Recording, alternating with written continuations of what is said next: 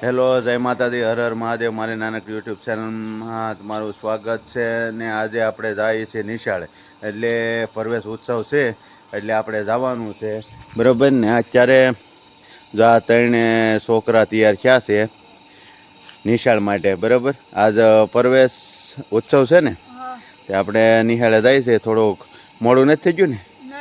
હા, તો બરાબર. તો આપણે હાલીને જવું કે ગાડીમાં? હાલો, તો ગાડી પડી છે, બરાબર. આગળ ગાડી કાઢી ને પછી જાય છે અમારા ને. અમે જો છોકરાને લઈને આગળ જાય છે ગાડીમાં, બરાબર. આપણે તો જઈએ છીએ નિશાળે, બરાબર. અત્યારે તો વરસાદ ને સાટા ચાલુ છે. અત્યારે કેવું આયોજન છે કાંઈ ખબર નથી, કેમ કે વાલીઓ કેટલાક આવે છે જોયું છે ને. અત્યારે જો આમાં કપાસ ને વાવ્યું છે ને લોકો હજી જો જાય છે સ્કૂલે, એટલે લગભગ વાલીઓ તો આવે છે, પણ થોડોક વરસાદ ચાલુ છે સાટા, એટલે હવે વાલીઓ કેટલાક આવે જોઈ છે ને પ્રવેશ ઉત્સવમાં જાય છે. જો અમારે વાલીઓ ભેગા થઈ ગયા છે, જો થોડા થોડા આવતા જાય છે, બરાબર. જોવાની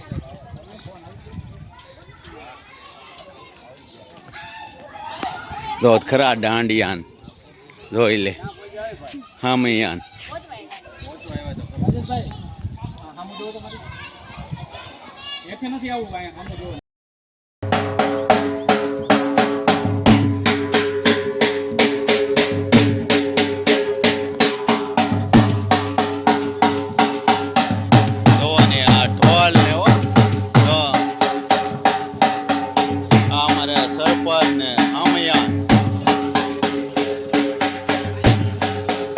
Asli.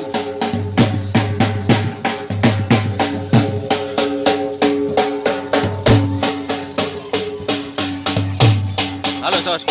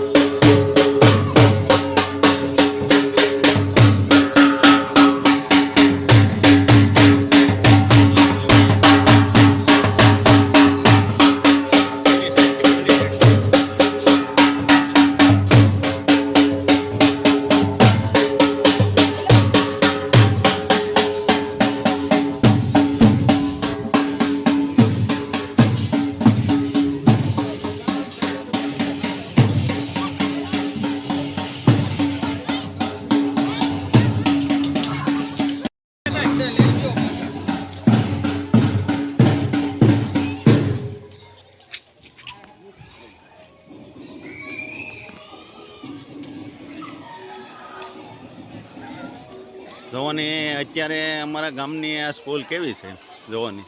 અમે ભણતા તઈ હોત ને તો અત્યારે હીરા તો કહવા જ ન પડે.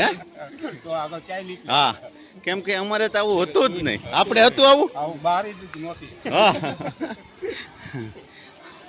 જોવાની જોવો તો ખરા અંધેર ને. એ હાલે સંપલ કાઢવા દો.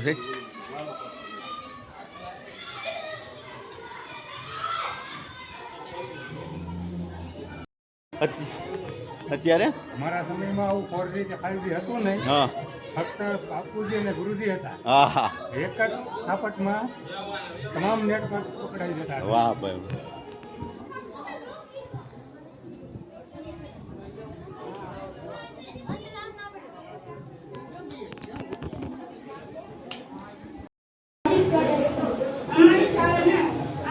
વિનંતી કરીશ કે તે સ્વાગત કરે.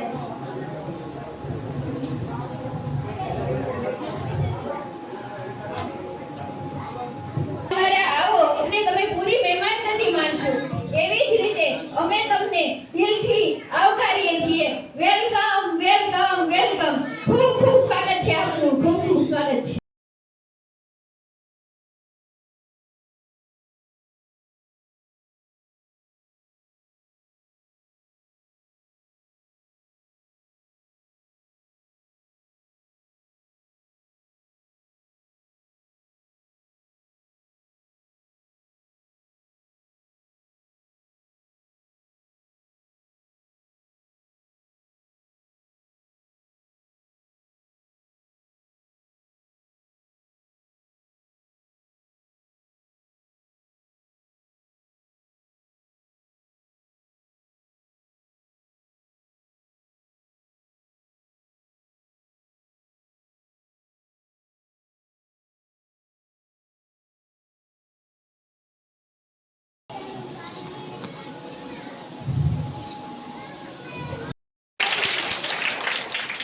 ખૂબ સરસ. ત્યારબાદ સરપંચશ્રીનું સ્વાગત કરવા આવશે ધારા.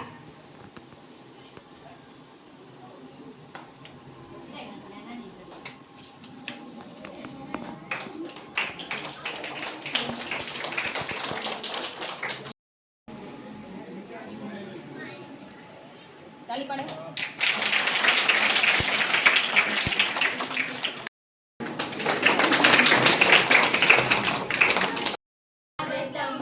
स्वागतम स्वागतम स्वागतम. खाना समय आज है, आप आए तो अतिथियों में सरताज है. आप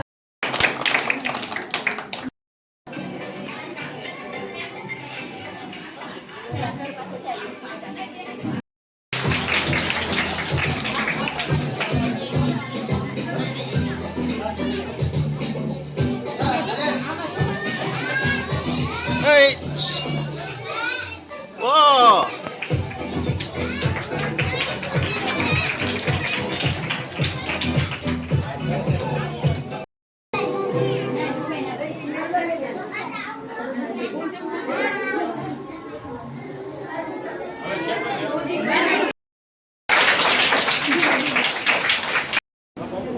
ધોરણ 6 માંથી ચૌહાણ શ્રદ્ધા. તો આચાર્ય શ્રીને વિનંતી કરીશ કે તેઓ ઇનામ આપે. ધોરણ 7 માંથી વાઘ દિવ્યેશ. તો ધર્મિલાબેનને વિનંતી કરીશ કે તેઓ આગળ આવે. ધોરણ 8 માંથી કલસરી આકાશ આગળ આવે. મારું સ્વાગત અને સન્માન કરવા બદલ આપ સૌનો આભાર માનું છું. અહીંયા આનંદ થયો કે ઘણી મોટી સંખ્યામાં બહેનો હાજર છે ગામમાં.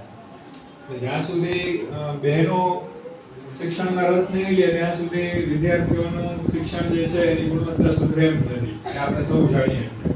એટલે આજે આ હોલની બહાર પણ ઘણા બધા બહેનો બારે બેઠેલા છે. એ જોઈને ખરેખર આનંદ થાય છે કે આ ગામના બહેનો ખૂબ જાગૃત છે અને પોતાના બાળકો વ્યવસ્થિત શિક્ષણ મેળવે એના માટે તેઓ પૂરતી તકેદારી રાખે છે.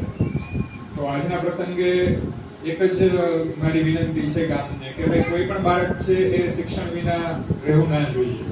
આપનું બાળક 3 વર્ષનું થઈ ગયું હોય એટલે એમને આંગણવાડીમાં મોકલી આપવાના 3 થી 6 વર્ષ સુધી, અને 6 વર્ષ પૂરા થાય એટલે પહેલા ધોરણમાં જે આપણે એડમિશન આજે આપ્યું એ રીતે દરેક બાળકને એડમિશન મળી જાય. આંગણવાડી બહેનોને પણ મારી ખાસ વિનંતી છે કે આપ દરેક ઘરમાં કોઈ બાળક રહી ન જાય એ આપની પ્રાથમિક ફરજ છે. અને આપણા સૌની પણ એક નૈતિક જવાબદારી છે કે આપણી આજુબાજુમાં જો કોઈ આવા પરિવાર હોય કે જેમનું બાળક શાળાએ ના જતું હોય તો આપણે એક નૈતિક જવાબદારી સમજી અને આપણે એમના વાલીને સમજૂત કરવા જોઈએ. અને આજે જે વાલીનું સન્માન કર્યું એ ખરેખર એક દાખલો બધાએ લેવા જેવો છે કે એ બેને એમના દીકરાને દીકરીને 100% હાજરી આપી છે. એટલે જ્યાં સુધી માતા પિતાનો ફાળો ના હોય ત્યાં સુધી બાળક 100% હાજરી નથી આપી શકતું. તો એ માટે હું ગામના દરેક નાગરિકોને પણ મારી ખાસ વિનંતી છે કે આપનું બાળક રેગ્યુલર શાળાએ જાય અને જ્યાં સુધી એને ભણવું હોય કોલેજ સુધી એથી પણ આગળ તો આપનું એમને સહકાર મળી રહે. ધન્યવાદ. વાહ સાહેબ વાહ, વાહ સાહેબ. શાળા પ્રવેશોત્સવમાં પણ પર્યાવરણ વિશેની અવેરનેસ કેળવાય ને વૃક્ષ રોપણ છે. હા, તમારે કઈ વૃક્ષ કે કઈ વાવવાનું છે? હા, અમારા વૃક્ષ રોપણ કરવા ને આપણા સમયમાં આવી સ્કૂલ હતી નહીં નથી ને આવી હોત તો તો અમે ક્યાંય હોત હે ક્યાંય રૂપાભાઈ તમે હા વાહ.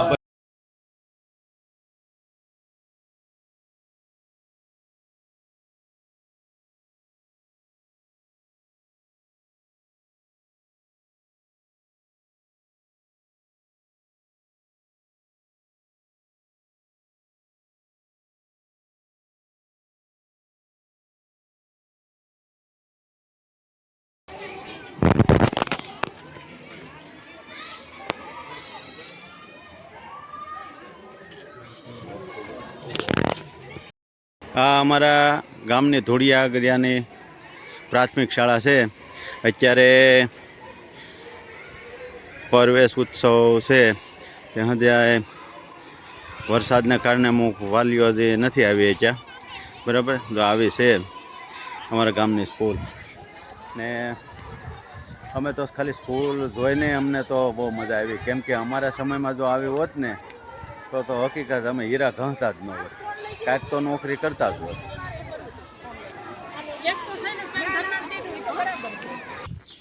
બસ આજ માટે એટલું જ હતું. જો મારો વ્લોગ ગમ્યો હોય તો લાઈક, કોમેન્ટ ને સબસ્ક્રાઈબ કરવાનું ભૂલતા નહીં. મહાદેવ બધાનું ભલું કરે. જય માતાજી.